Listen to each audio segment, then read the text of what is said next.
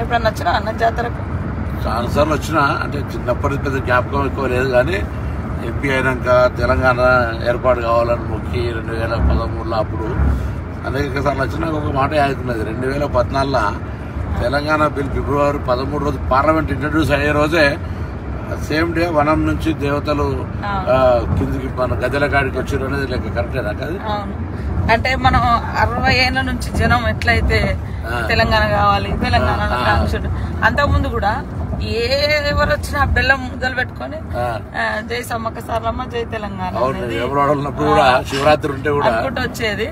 ఆ తర్వాత నేను అక్కడ అప్పుడు ఎమ్మెల్యేగా ఉండగా 2009 నుంచి 2014 వరకు.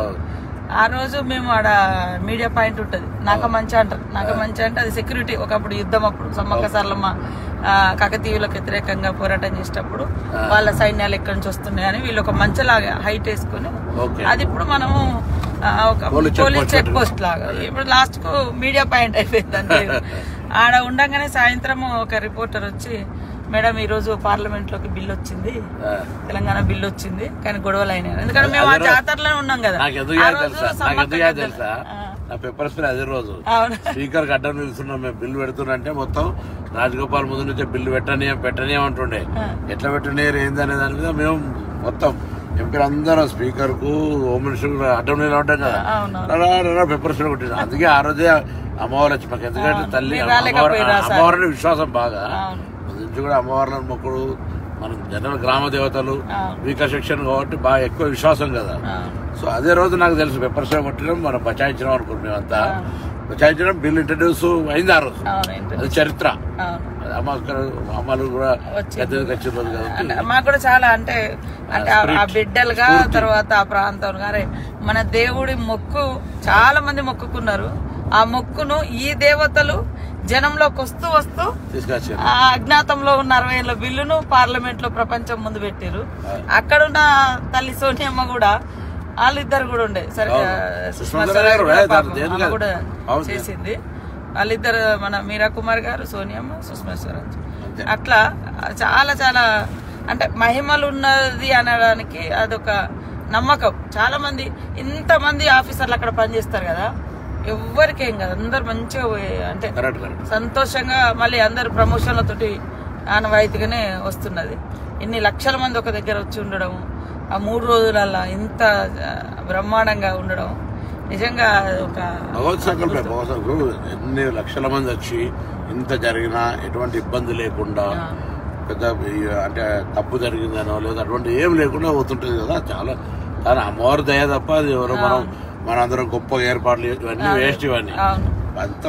అందుకే ఇప్పుడు ఇలా కొత్తగా మేము మన ప్రభుత్వం రేవంత్ రెడ్డి గారు ముఖ్యమంత్రి అయినాక మనం అందరం కూడా మన 6 గ్యారంటీలలో మహిళలు బస్ ఫ్రీ ఇచ్చినాక నేను కొంచెం భయపడ్డా. ఇంతమంది ఇప్పుడు రోజు 30 ఎంత జరిగింది అనుకుంటారు, 14 కోట్లు దాటిపోయింది.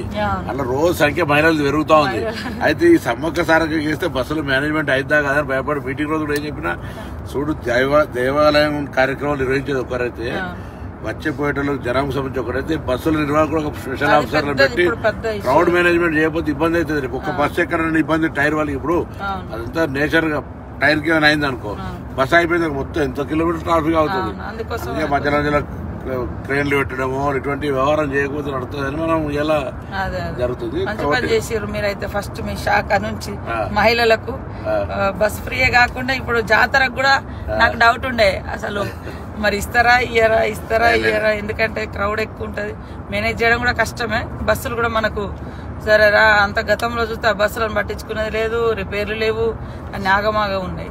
ఆర్టీసీ కొద్దిగా సరే పేమెంట్ అదేంటి ఫైనాన్స్ మినిస్టర్ డిప్యూటీ సీఎం గారు కానీ లేకపోతే ఆర్థిక శాఖ వాళ్ళంతా ఎప్పుడప్పుడు చేస్తారు. ఎందుకంటే మహిళలంతా హ్యాపీగా ఉన్నారు, వాళ్ళకి ఎక్కడికైనా ఫ్రీ అవుతుంది. ఇంకోటి ఏంటంటే ఈవెన్ ఎక్కడికన్నా ఊరు నుంచి పక్కకు పోయి డిమార్ట్ లో షాపింగ్ లో మాల్ కొనుకొచ్చుకుంటున్నారు. రెండోది దేవాలయాలకు విపరీతమైన రష్ పెరిగింది. బంధువులు తల్లి గారిని చూడడానికైనా, బిడ్డ దగ్గరికైనా, హాస్టల్ దగ్గర పిల్లలకి అసలు మామూలుగా ఫ్రీక్వెన్సీ పెరగలేదు. వాళ్ళందరూ కూడా హ్యాపీ. నిజంగా మనం ఏదైతే మాట ఇచ్చినామో, నేనైతే ఎన్నికలప్పుడు చెప్పినా నా తెలంగాణ అక్క చెల్లెలకు అత్తగారింటికైనా అవ్వగారింటికైనా 1000 ఎకరాలు భోజనం పెట్టినా పోతా అంటే బస్ ఫ్రీ అన్న చూడు, దాంతో చాలా పెద్ద ఒక జరిగింది. మళ్ళా గ్యాస్ కూడా అనేది మహిళలకు సంబంధించి చాలా పెద్ద ఆర్థిక భారం నుంచి బాగా కరెంటు బిల్లు కూడా వాళ్ళే కడతారు. కరెంటు బిల్లు 3000 అంటే అసలు మహిళలు అయితే అసలు ఇక వాళ్ళు మనల్ని కాంగ్రెస్ మనం ఇలా అదృష్టం మన అందరం ప్రభుత్వంలో ఉన్నాం. ఒక మహిళ చెప్తున్నారు, ఉమెన్ గ్రూప్ స్వయం సహాయక సంఘాలలో మన ఇంద్రవెల్లిలో మీటింగ్ పెట్టినాం కదా, వాళ్ళకి నెలకు 4 నుంచి 5,000 మిగులుతున్నాయట. అంత ముందు భారం ఉండేది. ఎందుకు అంటే మేము బస్ ఫ్రీ ఎక్కుతాను, వేరేకి వెళ్ళిపోతే బస్ ఖర్చు వచ్చేది. ఆ బస్సు కిరాయి కట్టకుండా మేము ఏడికి పోయినా కూడా పని చేసుకొని వస్తాను. మహిళా సంఘాలలో కూడా 4 నుంచి 5,000 భారం మాకు తగ్గింది మీ గవర్నమెంట్ వచ్చిన. చదువుకున్న పిల్లలక్క నేను నిజామాబాద్ మన సడన్ గా ఆర్మూర్ బస్ స్టాండ్ కైనా 330 రూపాయలు టికెట్ మంచి పోతుంది వస్తుంది. వీక్లీ ఒకసారి అవసరమైతే 2-3 రోజుల కోసం వేస్తున్నాను. అంటే చాలా కన్వీనియంట్ జరిగింది. దూరం నుంచి 500-600 ఉన్నది బస్ కిరాయి వాస్తవానికి, గతంలో పెంచేసారు. ఇప్పుడు ఎందుకే సమ్మకు కూడా ఏర్పాట్లు బాగా చేయాలని మనం బస్సులకు సంబంధించి దాదాపు 6-7 బస్సులు పెట్టి మేనేజ్మెంట్ కూడా స్టాఫ్ మా ఎండి గారు కూడా చెప్పినాం, మా సెక్రటరీ కూడా అందరు మొత్తం అసలు అంటే అందరు వస్తారు. అన్ని రకాల ఏర్పాట్లకు ఎక్కడ ఇబ్బంది లేకుండా చేయాలని గవర్నమెంట్ కూడా అటువంటి ఆలోచనతో మనం కూడా అందరం చేస్తున్నాం. కాబట్టి ఆ సమ్మక్క సారక్క కార్యక్రమంలో భగవంతుని అందరూ ఇంకొకటి ఏంటంటే గొప్ప విషయం ఏంటంటే మనం ఈసారి అందరం కూడా ఖచ్చితంగా ప్రతి తెలంగాణ బిడ్డ ఇంటికి మనం బంగారం అంటే బెల్లం ఏదో ప్రసాదం పంపాల్సిందే. ఆ కార్యక్రమం కూడా మనం తప్పకుండా నిర్వహించాల్సిన అవసరం ఉంది. అది ఎంతరన్నా కానీ మనకు అన్ని గ్రామ సేవకుల ద్వారా అవసరమైతే ప్రతి నెట్వర్క్ ఉంది. అందులో పంచాయతీరాజ్ డిపార్ట్మెంట్ కావచ్చు, లేకపోతే మనం ట్రాన్స్పోర్టేషన్ కూడా మా ట్రాన్స్పోర్ట్ వ్యవస్థ ఉన్నది మా దగ్గర నాటేస్తుంది.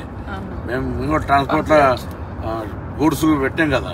సో మనం అందరం పంపుదాం తప్పకుండా. మనం భగవంతుడు మన గ్రామీణ దేవతలు కాబట్టి ప్రకృతి మించింది అంటే ఊరూరులో ఉండే దేవతల నమ్మకాలను, ఆ నమ్మకాలు ప్రజలకు ఇంకా బలంగా ఉన్నాయి. అంటే వాళ్ళ ఆదివాసీ బిడ్డలు, ఆదివాసీ సమాజం అప్పుడు ఇబ్బంది పడ్డది. అప్పుడు వాళ్ళకు అప్పుడున్న రాజులకు వ్యతిరేకంగా పోరాటం జరిగింది. కానీ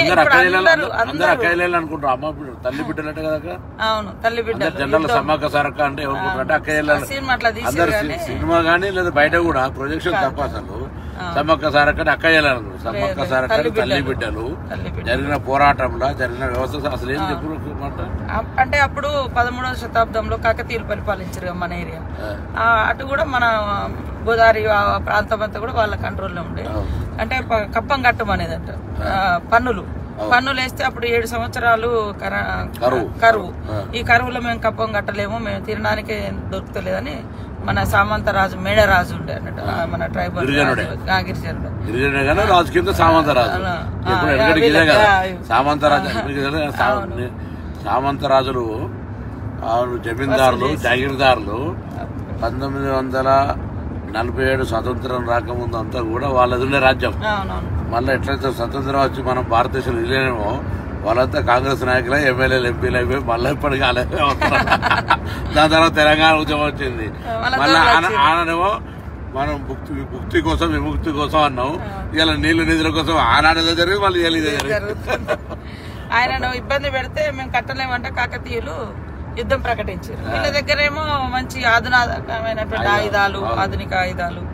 మన దగ్గరేమో బళ్ళలు, బర్షలు, బాణాలు. అట్లా కూడా పాపం యుద్ధం చేసిర్రు. మంచి కాడికి వచ్చినాక వెనక నుంచి కాకతీయ సైనికుడు వెనక నుంచి సమ్మక్కను బర్షతో పొడిచి ఆమె గుట్టలకు వెళ్ళి ఆ చిలుకల గుట్టలో అదృశ్యం అయిపోయింది. ఇట్లా కనపడకుండా ఆమె వాడిన వస్తువులు దొరికినాయి. అట్లా ఆమె దొరకలేదు, అట్లా దేవతగా మారి ఇప్పుడు ప్రతి 2 సంవత్సరాలకు ఒకసారి గుట్ట మీద నుంచి కుంకుమబర్ణి రూపంలో ఆమె వస్తువులు తీసుకొచ్చి ప్రతిష్ఠింపజేస్తారు. ఆ 4 రోజులు, ఆ 3 రోజులు గద్దెల మీద ఉంటుంది. ఆ తర్వాత మళ్ళీ శనివారం రోజు జాతర ఏ వారం అన్నా రాని, బుధవారం స్టార్ట్ అవుతుంది, శనివారం నాడు ఎండ్ అవుతుంది. అది ఏ తారీఖు అన్నా కానీ ఏ నెలన్నా కానీ.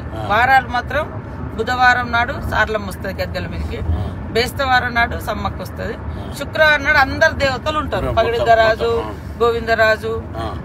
గోవిందరాజు ఏమో సార్లమ్మకు భర్త, పగడిద్దరాజు ఏమో సమ్మక్కకు భర్త.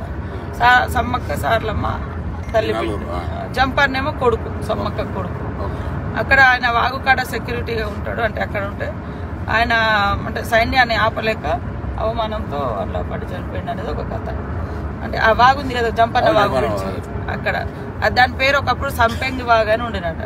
ఆయన చనిపోయింది కాబట్టి ఆయన పేరు మీద జంపన్న వాగు అని వచ్చింది. ఇప్పుడు కూడా మనకు 21వ తారీఖు నుంచి 24 వరకు ఉంటుంది. 21 నాడు సార్లమ్మ వస్తుంది గద్దె మీదకి, 22 నాడు సమ్మక్క వస్తుంది, 23 అందరు దేవుళ్ళు ఉంటారు, 24 సాయంత్రం మళ్ళీ 4 గంటలకు మళ్ళీ యథావిధిగా చిలకలగుట్టకు సమ్మక్కి వెళ్తుంది, కన్నెపల్లికి సార్లమ్మ వెళ్తుంది, గోవిందరాజు అక్కడ కొండాయి విలేజ్ వెళ్తారు. మళ్ళీ అక్కడ వాళ్ళకు గూడులు ఉంటాయి, అక్కడ గుట్టలలో ఏ వంశస్థులు ఆ వంశస్థులు. మళ్ళీ ఇది అయిపోయిన తర్వాత నెక్స్ట్ జాతర కూడా ఊర్లలో మళ్ళీ చేస్తారు, తిరుగువారం జాతర. ఎదురు పిల్లలు ఇచ్చుడేమో ముందు వారం, ముందే వచ్చే వారం బుధవారం, బుధవారం. చాలా మంది మన తెలంగాణలో అందరు కూడా జాతరకు ఉన్నదంటే ఖచ్చితంగా వేములవాడకు వచ్చి ఇక్కడ మొక్కులు తీసుకుని అక్కడికి వస్తారు. మొన్న మేము కూడా మా అమ్మ నాన్న అంత ఫ్యామిలీ అంతా ఫస్ట్ ఆడికి వచ్చారు, ఆడికి పోయి తర్వాత ఇక్కడికి పోవడం మన శివరాత్రి జాతర. అసలు వేములవాడ మామూలు సోమవారం కదా, లక్షల మంది ఉంటారు. అవును, కానీ మారాలి, అది ఇంకా మార్చాలంటే ముఖ్యమంత్రి 100 కోట్లు ఇస్తాను ఇవ్వలేదు. అక్కడ ప్రస్తుత శివాలయాలు నిర్లక్ష్యం ఉంటే సరే మేము ఇప్పుడు దాన్ని నేను మిత్రుడు శాసనసభ్యుడు రాజు కలిసి చేయాలనే ప్లానింగ్ చేస్తున్నాం. దాని డెవలప్మెంట్ మన అందుకే వీటీడీ డెవలప్మెంట్ కూడా ముఖ్యమంత్రి గారి దగ్గర పెట్టాం. దీని లింక్స్ ఇప్పుడు నిన్న కూడా మనం బడ్జెట్ చదివినప్పుడు మన పెద్ద దేవాలయం వేములవాడ, నేను ఇలా కాకుండా అదే ఇవన్నీ చేస్తాము. ఏదైనా మొత్తానికి అయితే అక్క సమ్మక్క సారక్క పోతున్నా మంచి అమ్మవారిని మొక్కి ఈ కార్యక్రమం ఎటువంటి విఘ్నాలు లేకుండా అందరు భక్తులు వచ్చి మంచిగా ప్రభుత్వం ఇస్తున్న ఉచిత బస్సు కావచ్చు, అక్కడ మనం ఇప్పటికీ ఏర్పాటు చేస్తున్న సౌకర్యాలు కావచ్చు, ఏదున్నా లోకల్గా మీరు నేను స్కూల్ ఓనర్ కూడా కోరుతా ఉన్నా, మీరు బస్సులు ఓనర్ పోతా అంటే ఇవ్వండి. మీరు అన్ని బస్సులనే రావాలి, అందరు ఇళ్ళనే కాదు, స్కూల్ బస్సులు ఫ్రీ ఇవ్వండి. ఎవరికి వాహనాలు ఉంటే వాళ్ళకు వాళ్ళ ఫ్యామిలీ పోయినాడు ఇంకోరైనా పోతా అంటే ఇవ్వండి. అందరూ మొత్తం ప్రజా రవాణా మీద ఆధారపడితే కూడా ఇబ్బంది అవుతుంది. 2 సంవత్సరాలకు ఒకసారి వస్తుంది కాబట్టి అందరూ కూడా అన్ని రకాలుగా ఎవరు ఇప్పుడు భక్తులకు దేవునికి ఎట్లా సాయం చేయాలనుకుంటే అట్లా సాయం చేయాలి. కొందరు ఉండేళ్ళు వేస్తారు, కొందరు 4 అన్నదానం పెట్టి కార్యక్రమం, అట్లా అందరు స్వచ్ఛంద సంఘాలు కూడా రాష్ట్ర వ్యాప్తంగా ప్రజలకు వచ్చి అన్ని సౌకర్యాలు ఏమైనా కూడా కొట్టండి. నీళ్ళు ఇచ్చేటోళ్ళు, నీళ్ళ సప్లయర్లు కావచ్చు, భోజనం వాళ్ళు కావచ్చు, లేదా ఇతర స్నాక్స్ ప్రిపేర్ చేసేవాళ్ళు చాలా మంది ఇప్పుడు అటువంటి ఎవ్వరికి వాళ్ళు వచ్చి సాయం చేయమని కూడా మనం అందరం కూడా ప్రభుత్వం తరఫున కోరుతాను. ఈ సమ్మక్క సారక్క అనేది రాష్ట్ర ప్రభుత్వ కార్యక్రమం, జాతీయ స్థాయిలో కూడా గుర్తించాలని చెప్తాను. ఇప్పుడు మాట్లాడతారు నేషనల్ ఫెస్టివల్ చేయమంటే అది కూడా చేయాలి. ఇలా ఇవన్నీ ఉన్నాయి, ఇవన్నిటికి సంబంధించి తప్పకుండా మనం మళ్ళీ 4-5 రాష్ట్రాల వస్తారు, ఛత్తీస్గఢ్, మధ్యప్రదేశ్, ఒరిస్సా, మహారాష్ట్ర, ఏదో వేములవాడ ఇక్కడికి మహారాష్ట్ర చాలా మంది వస్తారు సమ్మక్క సారక్క. సో అందరి పండుగ ఇది, అందరు కూడా దీనికి సహకరించి ఈ కార్యక్రమం విజయవంతం కావాలని చెప్పి మళ్ళీ వరంగల్ జిల్లా ఉమ్మడి జిల్లానే కదా కాబట్టి మళ్ళీ ఒకసారి అందరం కుటుంబ పరంగా కూడా వస్తాం. అందరికి స్వాగతం. సమ్మక్క సారక్క అందరికీ విజయవంతంగా భగవంతుని అమ్మవారి ఆశీర్వచనం ఉండాలని కోరుకుంటున్నాం.